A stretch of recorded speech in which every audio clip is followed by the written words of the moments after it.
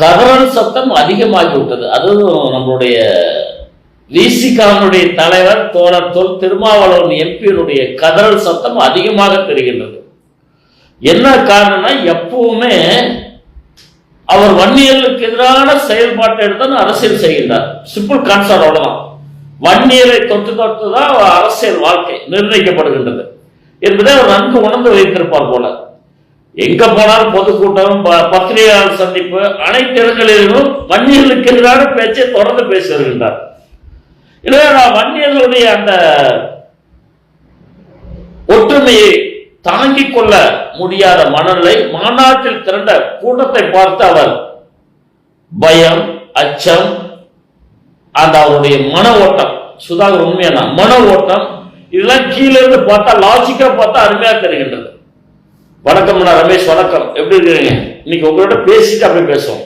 இதே இவருடைய செயல்பாடுகள், இவருடைய அந்த பேச்சு தோரண, வன்னியர் பெருவிழா, அது என்ன ஒரு ஐடியாலஜி இல்லாதது, சோசியல் மெசேஜ் இல்ல. திருமாவளவன் எம்பி அப்படியே இங்கிலீஷ்லயே பிறந்த மாதிரி, இங்கிலீஷ்லயே எல்லாம் தெரிஞ்ச மாதிரி அறிவியல் பூர்வமாக இல்ல, ஆக்கப்பூர்வமாக இல்ல. அவர்கள் அந்த மாநாடு நடத்தி எதுக்கு என்னத்துக்கு நடத்தினார்கள் என்றே தெரியவில்லை. தோழர் எம்பி திருமாவளவன் அவர்களே, உங்களையும் சேர்த்துதான் அந்த வன்னியர் மக்கள் எம்பியாக ஆக்கினார்கள் என்பதை மறந்துவிட வேண்டாம். நீங்க அரசியல் செய்கிற எத்தனையோ காரணங்கள் இருக்குது. நீங்களே எங்களுக்கு சொல்லிக் கொடுப்பதில் சாத்தான் வேத ஓதுவதற்கு சமம். எனவே திருமாவளவன் எம்பி நான் பார்த்து கேட்கின்றேன், நீங்க திமுகவுடைய தீவிர அனுதாபியாகவும் கொள்கை பரப்பு செயலராகவும் மாறிவிட்டீர்கள். இளவான்குடி ஜோதிகர் வணக்கம், சிதம்பரம் வணக்கம், மணிகண்டன் வன்னியர் டிஎம்கே வெர்சஸ் கார்வன், புரியல என்னன்னு புரிகிற மாதிரி சொல்லுங்க. எனவே திருமாவளவன் எம்பியினுடைய பேச்சு கடுமையான கண்டனத்துக்குரியது. அவரால் பொறுத்து கொள்ள முடியவில்லை. வன்னியர்களுடைய எழுச்சி, அந்த ஒற்றுமை, மாநாட்டில் திரண்ட கூட்டம், இதை பார்த்து அவர் பயத்தின் உச்சியில் இருக்கின்றார் என்பதை மறந்துவிட வேண்டாம். நாங்க எங்களோட மருத்துவர் ஐயங்களுக்கு சொல்லிக் கொடுப்பது என்ன, யாரு மீதும் எந்த அண்ணா வாழ்த்துக்கள் சாப்பிட்டாச்சா, அண்ணா சாப்பிட்டு ஜேசுவன், யாரும் எந்த ஒரு வழக்கு கூட வரக்கூடாது என்று மருத்துவர் சின்னையா சொல்லுகின்றார், நினைவு வச்சுங்க. ஆனா நீங்க சொல்வது என்ன, ஒவ்வொரு விடுதலை சிறுத்தை கட்சி நபர்கள் மீதும் கிட்டத்தட்ட 10 வழக்குகளாக இருக்க வேண்டும்.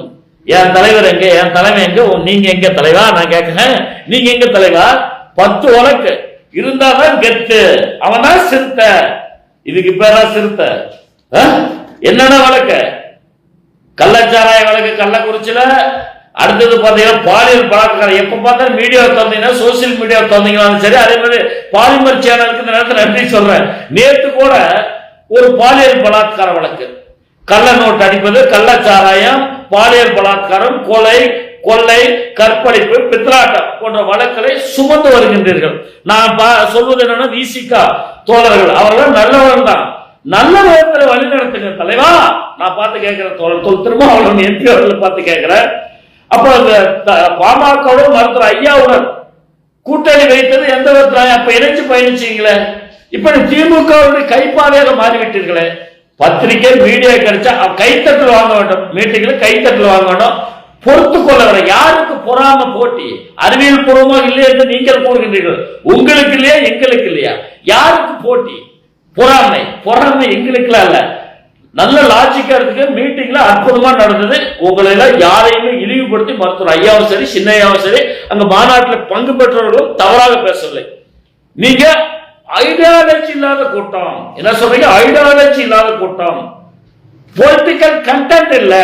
என்னங்க உங்களுக்கு தான் இங்கிலீஷ் பேச தெரியுமா தோழர் திருமாவளவன்? பொலிட்டிக்கல் கண்டென்ட் இல்ல. பொலிட்டிக் சொல்ல வர மெசேஜ் என்னன்னே தெரியல. என்ன மெசேஜ்? என்ன மெசேஜ்? வன்னியர் சங்க பெருவிழா 12 ஆண்டுகளுக்கு பின்பு நடைபெறுகிற தோழா, பொலிட்டிக்கல் கண்டென்ட் இல்ல. உங்களை போல 1000 மடங்கு ஆங்கிலம் விடாத பேசும் ஃப்ளோவா, நினைவு வச்சுங்க. என்ன பொலிட்டிக்கல் கண்டென்ட் இல்ல. எங்களுடைய ஒற்றுமை சித்ரா பெருவிழா மிகப்பெரிய மாநாடு இப்ப நேற்றல்ல, பல வருடங்களாக 40-50 வருடங்களாக தொடர்ந்து நடந்து வருகின்றது என்பதை மறந்துவிட வேண்டாம். யாராவது நீங்க அடையா இருந்தாலே எங்களுடைய மாநாட்டை பத்தி நீங்க பேசுறதுக்கு எந்த தார்மீக உரிமை இல்லை. பொலிட்டிக்கல் கண்டென்ட் இல்லையா, நீங்க சொல்ற மெசேஜ் சரி இல்லையா, அறிவியல் பூர்வமாக இல்லையா, நோ ஐடியாலஜிஸ், நோ ஐடியாலஜி. என்ன சொல்றீங்க? No ideology. நீங்க எங்களுக்கு வகுப்பு எடுக்க வேண்டாம். தோழர் திருமாவளவன் எம்பி, நீங்க எங்களுக்கு கிளாஸ் எடுக்க வேண்டாம். 1000 மடங்கு ஆற்றலும் சக்தியும் வல்லமை வாழ்ந்த வீர வன்னியகுல வம்சம். நினைவு வச்சுக்க. உன்னை சிதம்பரம் தொகுதியில தோழர் திருமாவளவன் எம்பி வெற்றி பெற வைத்தது நாங்கள் தான். அப்ப வன்னியர் ஓட்டு உங்களுக்கு இனிக்கவில்லையா? நான் கேட்கிறேன். ஐடியாலஜி இல்லையா? ஏங்க நான் உங்களை பத்தி ஏதாவது பேசணுமா? எம்பி தோழர் திருமாவளவன் எம்பி அவர்களை பார்த்து கேட்கிறேன், உங்களை பத்தி நாங்க ஏதாவது பேசணுமா? நீங்க ஏன் சம்மனே இல்லாத அப்பீர் ஆவறீங்க? சம்மனே இல்லாத no ideology, no content, no message, அறிவியல் பூர்வமல்ல. என்னங்க இங்கிலீஷ் உங்களுக்கு தான் தெரியுமா? வெளுத்து போடும் இங்கிலீஷ்ல. நான் தோழர் திருமாவளவன் எம்பிய வெளுத்து போடும். நீங்க பேசுற இங்கிலீஷுக்கு நான் தக்க பதிலடி கொடுப்பேன். அதே அப்பா, நீங்க உங்க கூட்டத்துல நாங்க ஏதாவது உங்களுக்கு உள்ஒதுக்கீடு பெற்று தந்ததும் இடஒதுக்கீடு பெற்று தந்ததும் நாங்க தான். மத்திய அமைச்சராக மருத்துவர் அன்புமணி ராமதாஸ் இருந்த போது பட்டியலின மக்களுக்கு மருத்துவக் கல்லூரியில் 29 இடஒதுக்கீடு பெற்று தந்தது மருத்துவர் ஐயா. ஒரு பாராட்டு விழா நடத்திய நீங்க தான். எவரோ சொல்லிக் கொடுக்கிற பேச்சு வச்சு தோழர் திருமாவளவன் திமுக கைப்பாவையாக, திமுக அனுதாபியாக, திமுக பட்டா போட்ட கூட்டணி கட்சியாக இருந்து எங்களையே இழிவுபடுத்த நீங்க போங்க பேசுங்க. என் மாநாட்டை பத்தி உங்க மாநாட்டை நீங்க கூட நடத்துறீங்க. பல்வேறு மாநாடு நடத்துறீங்க, பல்வேறு மாநாடு. என்ன சொல்ற? உன் ஜாதி புத்தி. எங்களுக்கு ஜாதி புத்தி இல்ல. வாங்க சகோதரன் கை கொடுப்போம், மறந்து விட வேண்டாம். நீங்க உங்க பட்டியலின சகோதரர்களுக்கு நாங்க நண்பர்கள், இனிய நண்பர்கள் என்னோட இருக்கின்றார்கள். அவர்களை எங்களோட பெற்ற பாட்டாளி மக்கள் கட்சி உயர்தர பொறுப்புள்ளாங்க. ஏன் உங்க கட்சியிலே வன்னியர்கள் எம்பியாக இருக்கிறாங்க. திமுக கொடுக்கின்ற 2-3 சீட்டுகளுக்கும் 2 எம்பி சீட்டுகளுக்காக இப்படியா பேசுவது? அவங்களே பேச சொல்லுங்க. தோழர் திருமாவளவன் எம்பி அவர்களே, நீங்க அரசியல் செய்வதற்கு மைய காரணமாக இருப்பது ஜாதி அரசியல். வன்னியர் ஏற்றாதான் நம்ம அங்க ஜெயிக்க முடியும் என்பதை என்னுடைய இந்த பதிவின் நோக்கம். அதை வச்சுதான், அதை பேஸ் பண்ணிதான் நீங்கள் அரசியல் செய்கின்றீர்கள். அதை வச்சுதான் இந்த வாக்கு அரசியல் இவங்களை பேசினா அழகா நம்மள பேசணும்ல, இல்லைன்னா பேசுமா? நீ 2 நாளைக்கு முன்னாடி பேசுறீங்க தோழர் திருமாவளவன் எம்பி, நான் கேட்கிறேன். இப்ப நாங்க பேசுறோம். ஏன் இந்த ஒரு பொழப்பு? நான் கேட்கிறேன். எத்தனையோ வழிகள் இருக்கு அரசியல். நீங்க எங்களுக்கு பாடம் எடுக்க வேண்டாம். பாட்டாளி மக்கள் கட்சிக்கு, வன்னியர் சங்கத்திற்கு நோ ஐடியாலஜி. அப்புறம் என்ன சொல்றீங்க? என்ன பொலிட்டிக்கல் மெசேஜ் சொல்றேன்னு கேக்குறீங்க. அதே மாதிரி பொலிட்டிக்கல் கண்டென்ட் இல்லைங்கிறீங்க. என்ன கண்டென்ட்? நீங்க யார் சார் இதுல தலையிட? ஹூதிஸ் திருமாவளவன் வன்னியர்களுடைய நாங்க உங்களுக்கு சேர்த்து உங்க ஆளுங்களுக்கு பதவி கொடுத்து, உங்க பாட்டாளி மக்கள் கட்சியில உங்களுடைய விசிகாவில் இருக்கிறவர்களுக்கு எம்எல்ஏ பதவி கொடுக்குறீங்க. கொடுக்கிற 4 சீட்டுக்கு இப்படியா நீங்க கூவிங்க? வருத்தமா இருக்குது எம்பி திருமாவளவன் அவர்களே, ஒரு வேதனையா இருக்குது. ஒரு எம்பியாக இருக்கிறீங்க, ஒரு கட்சியின் தலைவராக இருக்கிற, ஒரு சமுதாயத்தை நன்வழிப்படுத்தி நடத்த வேண்டும். போய் 10 வழக்கு வாங்கிட்டா அடங்க மறு, அத்துமீறு, திருப்பி அடி, திருப்பி எழு. எங்கேயாவது மருத்துவ சின்னையா பேசுறாரா? சொல்லுங்க. என் தம்பிமார்கள் மீது எந்த வழக்கு வரக்கூடாது.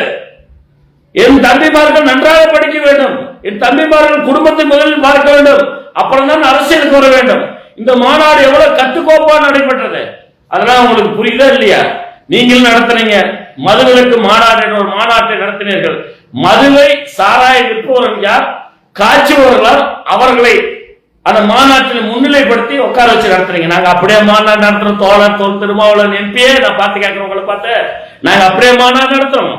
நினைச்சு பாருங்க, நீங்க நடத்திய மாநாடு ஆளுங்கட்சியினுடைய கைப்பாவை. இவர்கள என்ன காரணம் பாத்தீங்கன்னா தம்பிங்கள, இவருக்கு 50 லட்சம் பேர் திரண்டான், வெளியில 40 லட்சம் பேர் நிக்கிறான், கிட்டத்தட்ட 70 லட்சம் பேர் இருக்கிறாங்க. தாங்கிக் கொள்ள முடியவில்லை. இவர்களால் இப்படி ஒரு மாநாடு நடத்த முடியாது. பயம், அச்சம். 2வது, இவங்க நிச்சயமா திமுக கூட்டணிக்கு போட்டு நானே எதிர்த்து பேசுவேன், மாறுபட்ட கருத்து இல்ல. திமுக கூட்டணிக்கு இவங்க உள்ள போயிட்டு நம்மளை வெளியில தள்ளிட்டா என்ன பண்ற ஒரு ஐயம் அவருக்கு இருக்கின்றது. அந்த ஐயம், பதட்டம், பயம், அச்சம் எல்லாமே தெரிகின்றது. எனவே கூட்டத்தை பார்த்து அவருக்கு ரொம்ப பய உணர்ச்சி ஏற்பட்டு போச்சு. எனவே நல்லா தெரிஞ்சுங்க, தனியா நின்று இதுவரைக்கும் நீங்க ஒரு தொகுதியில கூட வென்றதாக வரலாறு இல்லை. விசிகா தனியாக நின்று, நான் கேட்கிறேன், அதிகபட்ச பாட்டாளி மக்கள் கட்சி 30 to 40 தொகுதி வரை கேட்டுப்பட்டிருக்கின்ற பாராளுமன்றத்தில் 5 தொகுதிகளுக்கு மேல் 7 தொகுதி 8 தொகுதி கூட வாங்கியிருக்கோம். உங்க கட்சியால் முடிவு 2 சீட்டு, அதை விட்டா எம்எல்ஏ 6 சீட்டு, 7 சீட்டு, 5 சீட்டு, 2 சீட்டு. அதை விட்டு சரக்கு மிடுக்கு இதெல்லாம் பேச்சு கலகா? அது வன்னியர்களுக்கு எதிரா? அதெல்லாம் மலையேறி விட்டது. 21ஆம் நூற்றாண்டு என்று கூறுகின்றீர்கள். 21ஆம் நூற்றாண்டில் நாங்கள் வாழ்கின்றோம். நாங்கள் ஜாதி மத இனங்களை கடந்து வாழ்கின்றோம். உங்களை போல உங்கள் கட்சியை சேர்ந்த தோழர்கள் நிறைய இடத்துல பாலியல் பலாத்காரம், சாராய வழக்கு, எந்த பாலிமர் எடுத்து எந்த நியூஸ் தினமும் இப்ப கூட ஒரு அப்டேட் நேற்று நியூஸ் வந்தது. அது மாதிரி கொலை, கொள்ளை, கற்பழிப்பு, பாலியல் பலாத்காரம் என பல வழக்குகள் பாவாரில் என்ன பண்ணுவாங்க. எனவே ராணுவ கட்டுப்பாட்டுடன் தம்பி மாவீரன் சண்முகம் சொல்லுவது போல ராணுவ கட்டுப்பாட்டுடன் நடைபெற்ற மாநாடு அவரால் பொறுத்துக் கொள்ள முடியவில்லை. கூடிய கூட்டத்தை பார்த்து திருமாவளவன் அதிர்ந்து போயுள்ளார். அதிர்ந்து போய் பயத்தில் உச்சம்.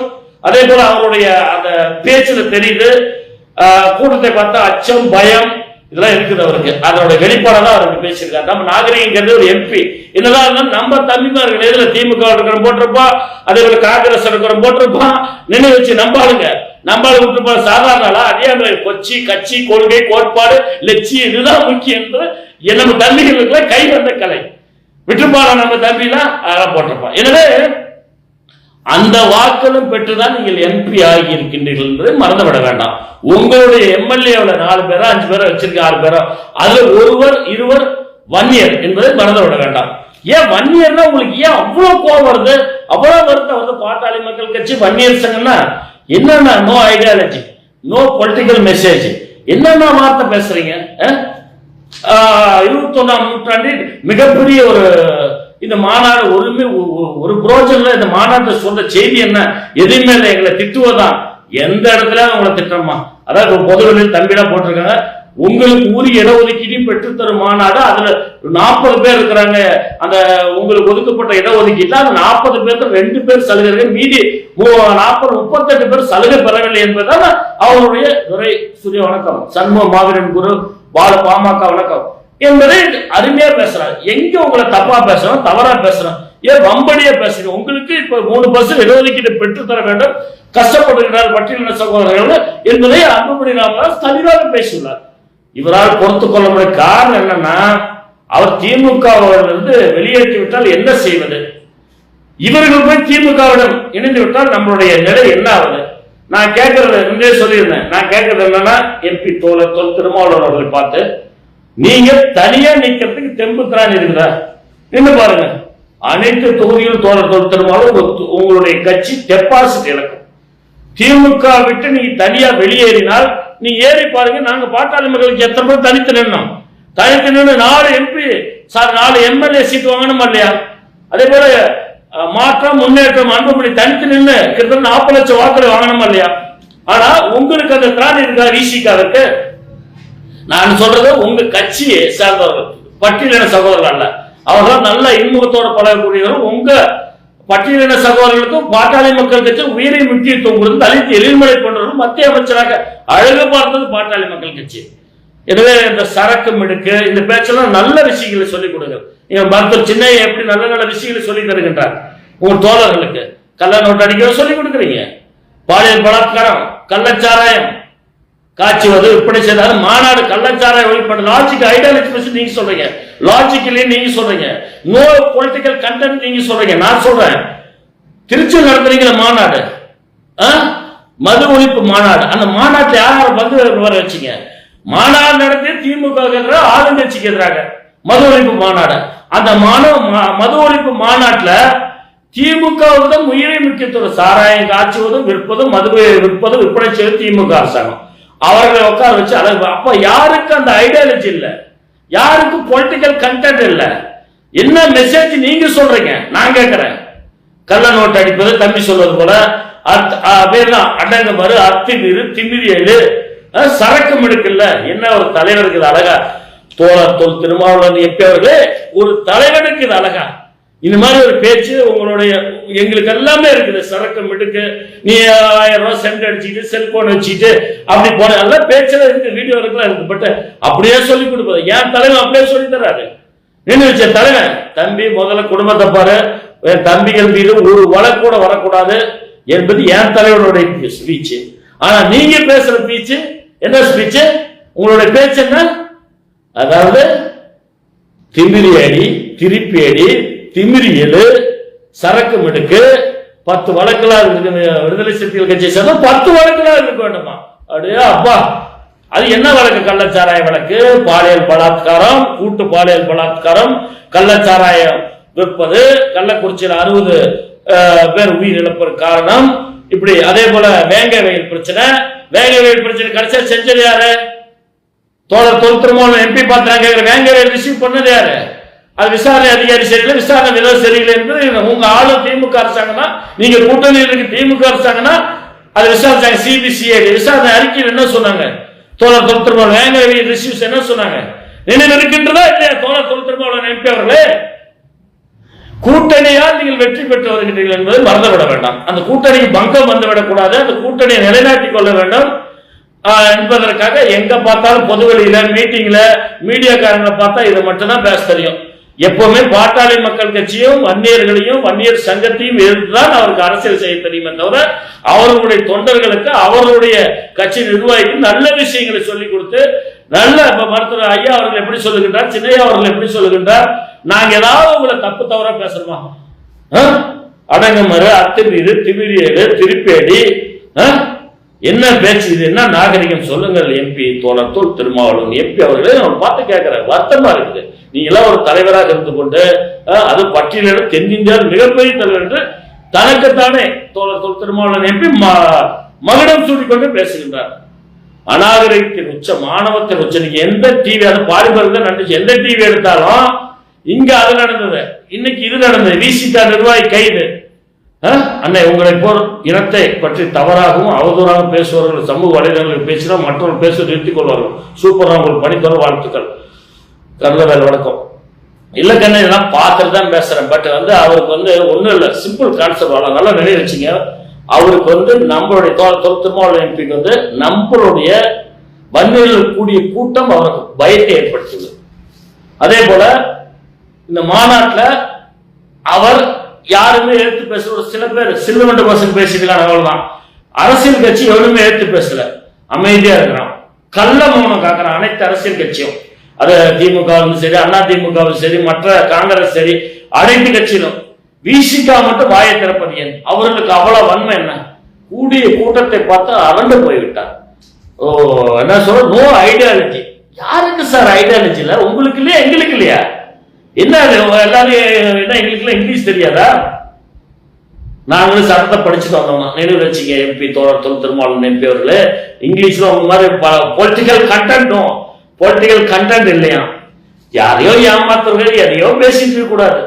எனவே ஐம்புலன்களின் தோழர் தொல் திருமாவளவன் அடக்கிக் கொண்டு தன்னுடைய பணியை செவனை செய்ய உங்க கட்சி வளர்ச்சி பாருங்க. நாங்க உங்களுக்கு எதிரானவர்கள் அல்ல, நீங்க தான் எங்களை ஏற்று ஏற்று ஏற்று ஏற்று வாக்களை பெற வேண்டும்.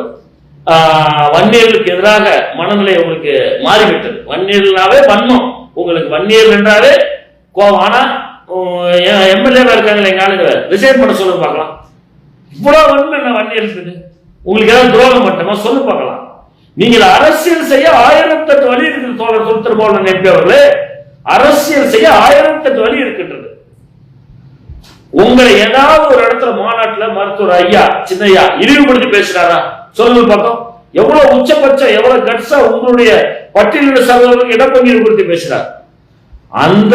அதுக்கு ஒரு டேக்ஸ் சொன்னீங்க, அதுக்கப்புறம் அதாவது போயிருந்தா கூட பரவாயில்ல. நீங்க அரசியல் லாபம் அடைய, அரசியல் செய்ய கிடைத்தது வன்னியர்கள், பாட்டாளி மக்கள் கட்சி, வன்னியர் சமுதாயம். இப்ப இதெல்லாம் நீங்க பேசுறீங்கன்னா உங்க பேச்சை நாங்க லைவ்ல பேசுறோம், உங்களை பத்தி போட்டிருக்க மாட்டோம். இந்த சரக்கு மிடுக்கு பேச்சு, இத்தனை வழக்கில் தொண்டர்கள் மீது இப்படி எல்லாம் பேசுவதற்கு காரணம் என்ன? நீங்க ஒரு வினையாற்றி எதிர்வினை நாங்க ஆற்றோம். மீட்டிங் வேற உங்க விஷயத்தை பத்தி பேசுங்க. உங்களுடைய அரசியல் கொள்கை என்ன, நிலைப்பாடு என்ன, தாளிச்சு நம்ம நின்று முதலமைச்சராக வர வேண்டும். பெரும்பான்மை சமுதாயம் இருக்கின்றது, பட்டியலின சகோதரர்கள் அட்லீஸ்ட் ஒரு 30 தொகுதியில் வெற்றி பெற விட அந்த இலக்கை நோக்கி பயணிங்க. உங்களுக்கு நான் ஒரு ஐடியாலஜி சொல்லி தரேன். உங்க பாலிசியில ஐடியாலஜி, நீங்க எங்களுக்கு ஐடியாலஜி சொல்ல வேண்டாம். No ideology, no political message, no political content. என்னது நான் சொல்றேன், நீங்க ஆட்சியரையில் அமர வேண்டும், தனிச்சு நின்று பாருங்க. திமுகவுக்கு நீங்க போய் கைப்பாதையாக இருந்து செயல்படுகின்றீர்கள். இது நீங்க சொல்ற ஐடியாலஜில ஒத்து போகுமா? அப்ப நீங்க திமுகவுக்கு பூஜாத்துக்கு வேலை செய்வீர்கள் தொல் திருமாவளவன் அவர்களே, அதுக்கு நீங்க என்ன வேணாலும் பேசுவீங்க. ஊருக்கு கிழிச்சோ புல்லார் கோயில் ஆண்டி எவ்வளவு அடி வாங்குறதுக்கு நீங்க பேசிட்டே இருப்பீங்க. மாநாட்டை நீங்க கொச்சைப்படுத்தி பேசினாலும் எங்களுக்கு அதை பத்தி கவலை இல்லை. ஆனா ஒண்ணு மட்டும் சொல்றேன், இந்த பொலிட்டிக்கல் ஐடியாலஜி, அதே போல நோ பொலிட்டிக்கல் மெசேஜ், அறிவியல் பூர்வமாக இல்ல. இப்படி அப்புறம் என்ன பண்றாரு, அவங்க பேசுறது அத்தனை பேர்த்தையும் மீண்டும் ரிவைண்ட் பண்ணி பாருங்க அப்படிங்கிறீங்க. அதை மறுபடியும் போட்டு பாருங்க, தெரியும். உங்க மாநாட்டை பத்தி நாங்க ஏதாவது பேசிருப்போம், எந்த இடத்துல ஒரு இடத்துல பேசிருப்போம். நீங்க மதுவிலக்கு மாநாடு எத்தனையோ மாநாடு நடத்துறீங்க. யாராவது தம்பிமார்களும் சரி, மருத்துவர் ஐயாவும் சரி, பாட்டாளி நிர்வாகிகள் சரி ஏதாவது பேசிருப்பாங்களா? இன்னைக்கு நீங்க வன்னியர்களுக்கு எதிரான ஒரு ஸ்பீச் ஆரம்பிக்கிறீங்க. ஒற்றுமையா இருக்கா வாங்கினா இல்ல நீங்க ஆகாது. அவ்வளோ ஒரு எங்கள் மீது வன்மமா நான் கேட்கிறேன். சிதம்பரம் நாடாளுமன்ற தொகுதி மக்களுக்கு என்ன புடுங்கிட்டார்? நல்ல கேள்வி. ஒண்ணு அவர் செய்ய போறது, ஆனா வாக்கு எலெக்ஷன் வந்துட்டா ஓட்டு கேட்கற மட்டும் வன்னியர்கள் வேணும். வெற்றி வணக்கம், புவரச புலோகி வணக்கம். எனவே திருமாவளவன் நான் பார்த்து கேட்பது என்னவென்றால், வன்னியர்களுக்கு எதிரான மனநிலை ஆகிவிட்டார் அவர். அதே போல இந்து மதத்துக்கு எதிரான மனநிலை ஆகிவிட்டார். அவருடைய அந்த பேச்சின் ஆதங்கம் வெளிப்பட தெரியுது. இவர்களை வச்சாதான் தன்னுடைய அரசியல் எதிர்காலம் நீடிக்கும் என்பதை கணிச்சு வச்சிருக்கின்றார். நான் சொல்றேன் என்னன்னா, நாங்க எப்பவுமே உங்களுக்கு எதிரானவங்க அல்ல. நீங்க தான் எங்களை தவறாக நினைத்துக் கொண்டு தலித் எழில்மலை மத்திய அமைச்சராக்கியது நீங்க கூட இந்த வரைக்கும் ஆக்கல. மத்திய அமைச்சராக ஆக்கியது, நாடாளுமன்ற உறுப்பினராக ஆக்கியது. இன்னைக்கு கூட கட்சி பதவியில் இருக்கிறாங்க. பாட்டாளி மக்கள் கட்சியில பொதுச் செயலாளர் வடிவேல் ராவணன் கூட எக்கச்சக்கமான பேர் இருக்கின்றார்கள். யாராவது ஒரு வன்னியர், இப்ப வன்னியர் தான் பிடிக்காதுன்னா திருமாவளவன் எப்படி பார்த்து நான் கேட்கிறேன். ஒரு எம்எல்ஏ இருக்காங்க, ஒரு எம்எல்ஏ ராஜினாமா செய்ய சொல்லுங்க பார்க்கலாம். வன்னியர் வாக்கு வேணும், வன்னியர்களை என்ன நிலையில் வைத்திருக்க வேண்டும், வன்னியர்களை எடுத்து அரசியல் செய்ய வேண்டும், வன்னியர்கள் பேசினால்தான் அடுத்து நமக்கு வாக்கு கிடைக்கும், அரசியல் சுரேஷ் ரைட் வணக்கம், அரசியல் வாழ்வு கிடைக்கும் என்ற நிலையில் அவர் அந்த நிலையை நோக்கி பயணிக்கின்றார். காரணம் இல்லைவென்றால் திமுகவில் நம்ம வெளியேற்றி விட்டால் என்ன செய்வது? கூட்டணியில் இருந்து தனியா போய் நிக்க முடியுமா? ஏடிஎம்கேக்குள்ளாரே வர முடியாது. ஏடிஎம்கேக்குள்ளார வந்தா என்ன ஆகும்? அங்க பிஜேபி இருக்கிறாங்க. மதத்துக்கு எதிரான விஷயம். இது அந்த டிவி கேட்ட போனா டோட்டலா வாஸ் அவுட், தனித்து நிக்க முடியாது. தனித்து நின்று சகோதரா எம்பி திருமாவளவன் சார் தனித்து நின்று பார்க்கலாம். ஒருத்தர் தனித்து நின்னுங்க. உங்களுடைய பலம் என்ன என்று இந்த நாடு ஊரு எல்லாம் தெரிஞ்சு நாங்களும் தெரிஞ்சுக்கணும்ல. ஒரு மிகப்பெரிய அம்பேத்கர், வாழும் அம்பேத்கர், அதெல்லாம் நான் பாராட்டு இல்லைங்கிற அடுத்த லெவலில் நீங்க இருக்கிறீங்க. Right, okay, welcome, most welcome, no problem. ஆனா எங்க கூட்டத்தை பார்த்து பொறாமை யார் படுறா? 21ஆம் நூற்றாண்டில் மிகப்பெரிய பொறாமைப்படுகின்றார்கள். என்னைக்குமே நாங்க உங்க மாநாட்டை பற்றி நாங்க ஏதாவது பேசுறோம். நீங்க நடத்திய மாநாடு தான். நீங்க மதுவுக்கு எதிராக மாநாடு நடத்துறீங்க. ஆனா மதுவினுடைய முதலாளிகளையும் மது விற்பனையாளர்களையும் அங்க உட்கார வைத்து பேசுகின்றீர்கள். மது தயாரிக்கின்றவர்கள் அவர்களுக்கு பட்டாக்கிட்டெல்லாம் கட்டி மாலை மரியாதை கொடுத்து மேடையில் உட்கார வச்சு அடங்க. அந்த மாநாடே கொலாப்ஸ் ஆயிடுது. No ideology. உங்களிடம் தான் அந்த ஐடியாலஜி இல்லை, எங்களிடம் இருக்கின்றது என்பதை மறந்துவிடக்கூடாது. எனவே அவர் அப்படிதான் பேசுவார். சொந்தங்களே, இதுக்கு மேல நம்ம ஒரு மரியாதை மட்டுமா பேச வேண்டிய நிலையில் இருக்கின்றோம். அவருக்கு அந்த அச்சம். மாநாட்டு இத்தனை லட்சம் பேர் கலந்துட்டாங்களே, ₹1 காசுல நாம மாநாடு ஆளுங்கட்சியோட சேர்ந்து நம்ம நடத்தினாலும் பணத்தை துட்டு மணி செலவு பண்ணி கூட்டியாந்தாலும் மாநாடு வெற்றி மாநாடாக அமையல. கும்பல் குறைவா இருக்கு. இவங்க ஜாதிக்குள்ள இவ்வளவு ஒற்றுமை, தன்னெழுச்சியாக தன்னோட சொந்த மணியை போட்டு அங்க வந்து மாநாடு பிரம்மாண்டமாக நடந்தது. அவர்களை பற்றி நம்ம யாருமே எதுவுமே பேசலையே. ஒரு வருத்தமான நிகழ்வாக நான் பார்க்கின்றேன், வேதனையான நிகழ்வாக. எனவே நீங்க திமுக கூட்டணியில் இருந்து வெளியே வரலாம், செல்லா காசு ஆகிவிட்டீர்கள் என்பதை தெரிந்து வைத்துக் கொண்டு, அறிந்து வைத்துக் கொண்டு, வன்னியர்களுக்கு எதிராக, பாட்டாளி மக்கள் கட்சிக்கு எதிராக, வன்னியர் சங்கத்துக்கு எதிராக இந்த மாநாடு நடந்தது. மாநாட்டில் கூடிய கூட்டத்தை பார்த்து அவருக்கு பயம், அச்சம், பதட்டம், படபடப்பு.